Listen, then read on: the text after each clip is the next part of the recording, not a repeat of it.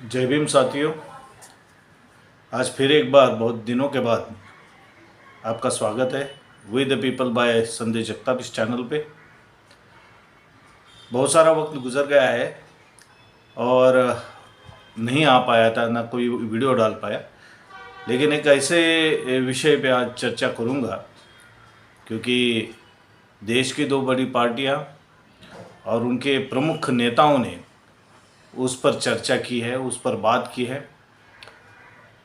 और कांग्रेस के जो नेता है राहुल गांधी जी, इन्होंने मायावती पे टिप्पणी करते हुए कहा कि अगर बसपा गठबंधन में होती, इंडिया गठबंधन में होती, तो शायद बीजेपी सत्ता में नहीं आती।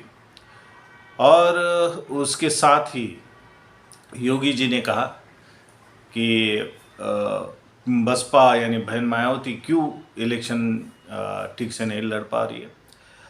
उसी के साथ में राहुल गांधी जी के बात पर, योगी जी के बात पर महाराष्ट्र के शिवसेना के नेता संजय राउत जी भी इसी बात को कहते हुए दिखाई देते हैं।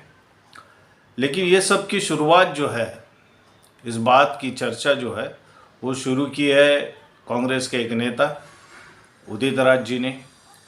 और उनकी बातों का जो खंडन है वो न राहुल गांधी जी ने किया, न किसी और पार्टी ने किया, बल्कि उनको समर्थन में उन्होंने ये बातें कही, ऐसा लगता है। उदित राज जी ने कहा था कि बहन मायावती जी ने ये सामाजिक न्याय की जो लड़ाई है उसका गला घोट दिया है और इसीलिए मायावती जी का भी गला घोटने का वक्त आया है। और ये उनको कृष्ण का उदाहरण देते हुए उन्होंने कहा है कि मेरे कृष्ण ने ऐसे कहा है कि भले ही अपने क्यों न हो, उनका न्याय के लिए उनकी हत्या या उनके काम को रोकना ज़रूरी है। अब उदित राज जी के कृष्ण कौन है ये बताने की ज़रूरत नहीं है अभी जिस पार्टी में, क्योंकि वो दल बदलू है। कभी सांसद रहे बीजेपी के, अब कांग्रेस में है। उन्होंने अपनी एक पार्टी खोली थी जिसको उन्होंने बीजेपी में मिला दिया था। ऐसे दल बदलू और कांग्रेस के नेता को उनके कृष्ण ने कहा कि भले ही अपना क्यों न हो, उसको अगर वो हमारे राजनीति के बीच में आ रही है, हमको ख़त्म करने की सोच रहे, तो उसको ख़त्म करना चाहिए। इसका मतलब ये है कि जिस पार्टी में उदित राज जी काम कर रहे हैं,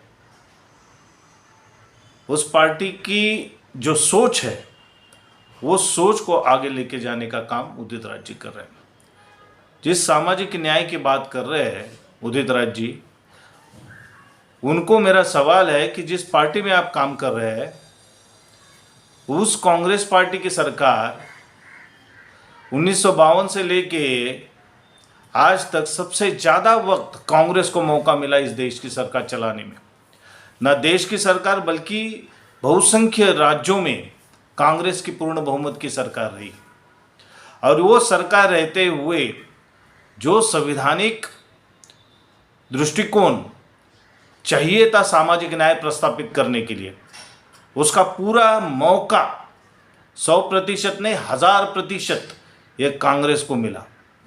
उस हालात में भी जब उनकी सरकार थी तभी भी, और आज जहाँ जहाँ जिन जिन राज्यों में कांग्रेस की सरकार है, अभी भी कांग्रेस को मौका है कि वो सामाजिक न्याय की जो बात कर रही है उसको वो साबित करे।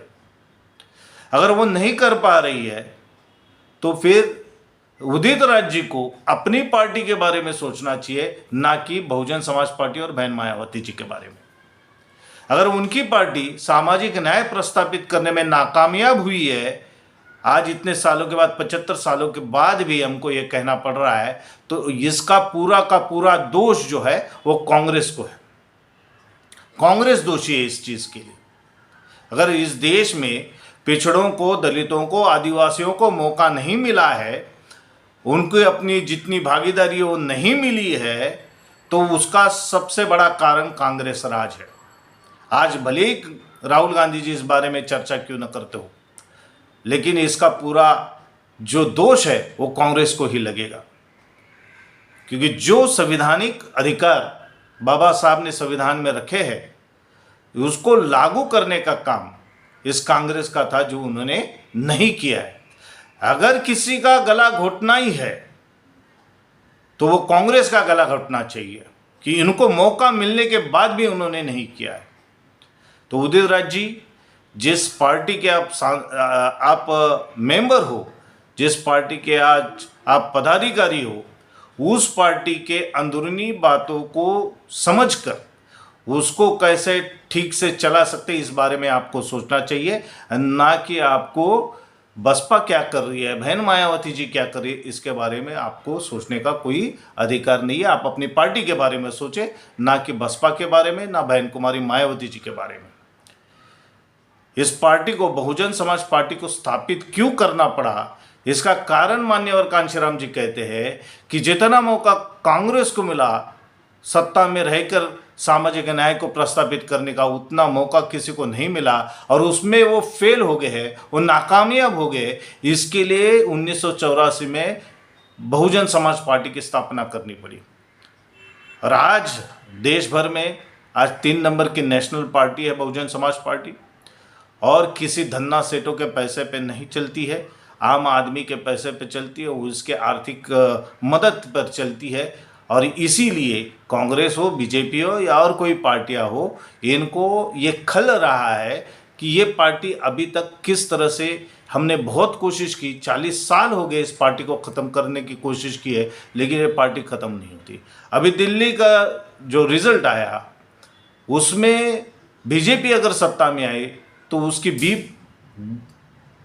पार्टी जो है, उसका बी टीम जो है वो कांग्रेस रही है, वो पूरा दिख रहा है। और ये होते हुए भी कांग्रेस, हम उसके ऊपर जो लगा हुआ इल्ज़ाम है बी टीम का, वो निकालने के लिए उदित राज को आगे किया, और उसके बाद वो सब उसके समर्थन में आ गए कि इंडिया गठबंधन में मायावती जी नहीं आई।